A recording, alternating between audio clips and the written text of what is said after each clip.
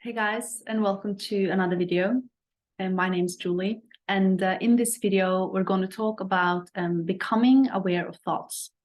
And the concept of becoming aware of thoughts is something that led me to my own awakening.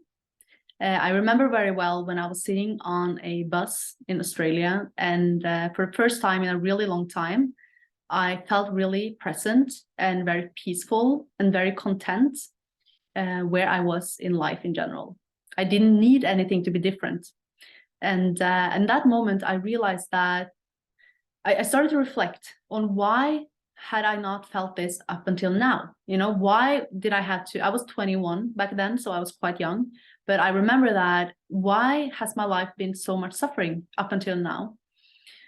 And I started to question, like, why can't I feel this all the time? You know, my goal about life should be to be peaceful and happy.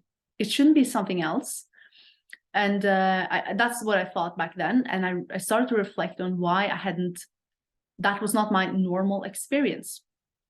And then I realized that so much of my time I had spent in my mind, in this internal movie screen inside my mind, with a lot of stories about myself and others, a lot of scenarios based on fear and shame and anger and guilt and all of that.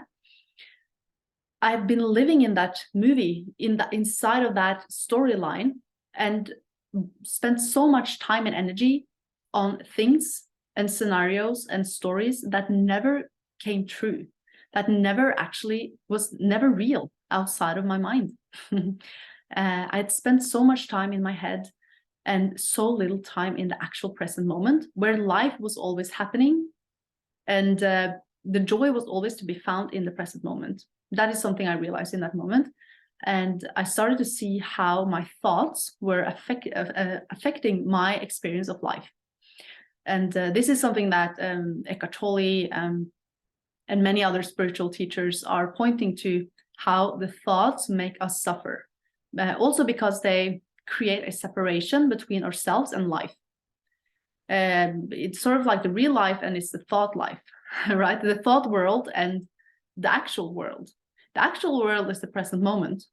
And the thought world is the scenarios we play in our mind, with a past and a future, a constant thinking about who we are and who others are and the world out there, what we're going to do, what we have done, like potential scenarios. I don't even know.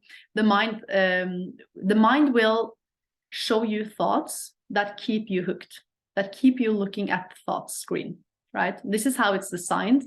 That's why it's so few people who are awakened, even though maybe it's changing now. I don't know. But it's what it's doing. It creates thoughts the way the heart pumps blood, right? And it's up to us to harness our attention. And after that moment, I remember that I started to become aware of how much time I spent in the thought world versus the present moment, versus where I was, right? And I started to see how much time and energy I wasted in the mind about things that about problems that were never solved in the mind, problems that never had a solution that I could actually fix, right? So I just saw it as a huge time waste to spend time in the mind when I could use my mind for greater purposes. And in that, back then it was to do well in school.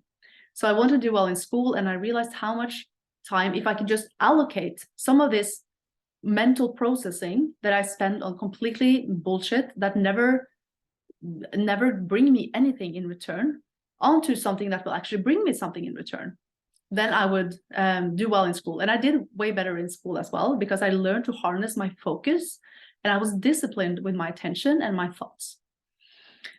So this is how it started. And I in my mind back then, I just thought that I became rational. Oh, I become a rational person now because I don't spend time on things that doesn't matter, you know. And that's how it started. And I had no idea that this was spiritual in any way, and I didn't perceive it that way either.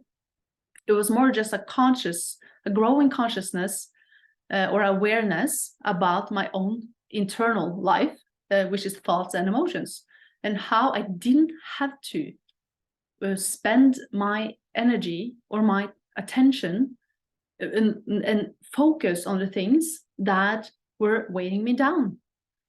Unless it was a situation that I had to fix or handle or do something about. But if it was a situation that was out of my control, then I might as well just let it go and focus on what I could control. So that's how it started. And I started to become aware more and more of my thoughts.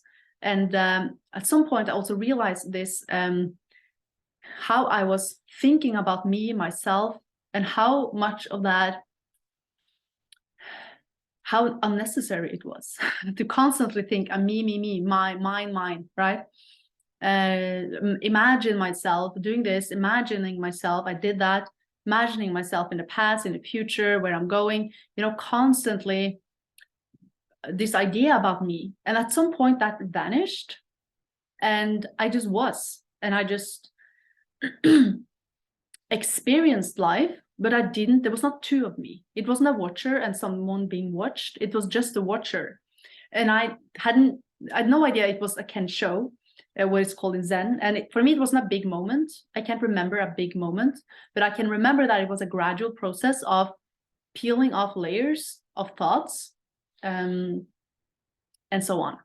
So many of us, many of you watching this will have a spiritual awakening, that you know what I'm talking about, and others, maybe you haven't had a spiritual awakening, but you might be curious about it. And one way to wake up, in my own experience, is to just become aware of, where is my attention? Is it now, or is it in the future? Is it in the past? Is it on this internal screen of thoughts, or is it now in the present moment? And if you want to learn more about that, to distinguish what are thoughts and what is actual reality, then I invite you to watch my free masterclass, and I will make sure to link it in the description below. And always leave a comment below and let me know how it resonates, and subscribe to my channel if you haven't done it. And until next time, much love and namaste.